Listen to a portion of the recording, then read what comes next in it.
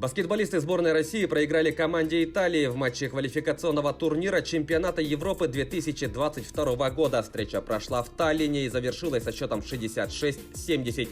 Самым результативным игроком матча стал центровой итальянцев Амадео Тесситори, набравший 27 очков. У проигравших самым точным был Андрей Воронцевич, на его счету 11 баллов. После этого поражения российская команда опустилась на второе место в группе, имея в активе 6 пунктов после 4 встреч. Итальянцы возглавили квартет, набрав также 6 очков в 3 играх. Третьими идут эстонцы, у которых 4 очка. Замыкают же таблицу македонцы, с которыми россияне сыграют в следующем матче. Встреча пройдет в Перми 18 февраля.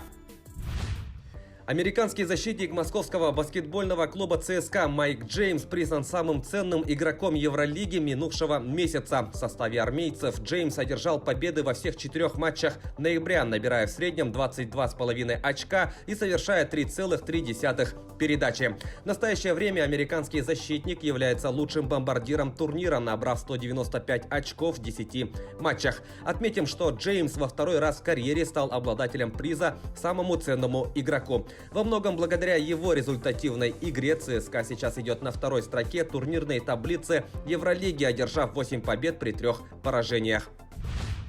Этой ночью футболисты московского «Локомотива» в рамках 5-го тура группового этапа Лиги чемпионов на своем поле сыграют с австрийским «Зальцбургом». Железнодорожники в данный момент занимают 3-е место в группе А, набрав 3 очка. Австрийский клуб с 1 баллом идет на последнем месте. Лидирует немецкая «Бавария», в активе которой 12 очков. Вторым идет испанский «Атлетико», у которого 5 пунктов. В случае победы в предстоящем матче «Локомотив» гарантирует себе как минимум 3-е место и путевку в плей-офф Лиги Европы. Напомним, встреча россиян с австрийцами в рамках первого круга предварительной стадии завершилась ничьей со счетом 2-2. Стартовый свисток матча в Москве прозвучит в 2:55 ночи по якутскому времени.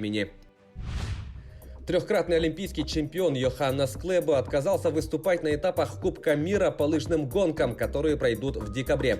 Такое решение норвежец принял из-за опасений, вызванных пандемией коронавируса.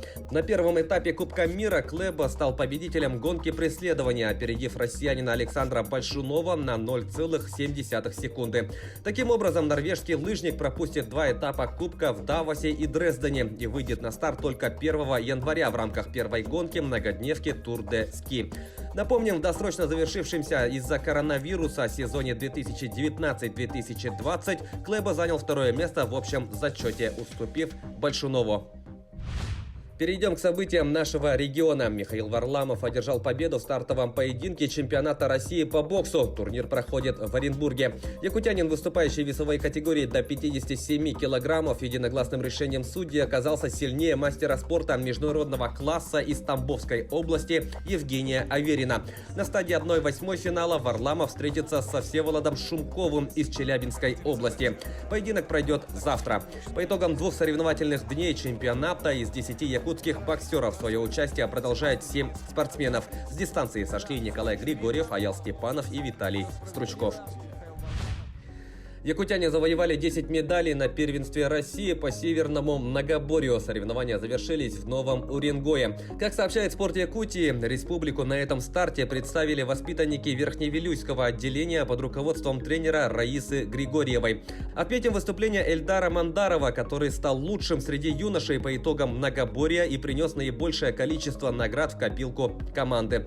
Он стал первым в метании тынзяна, прыжках через нарты и метании топора на дальность. Также в его активе серебро в тройном прыжке и бронза в беге по пересеченной местности.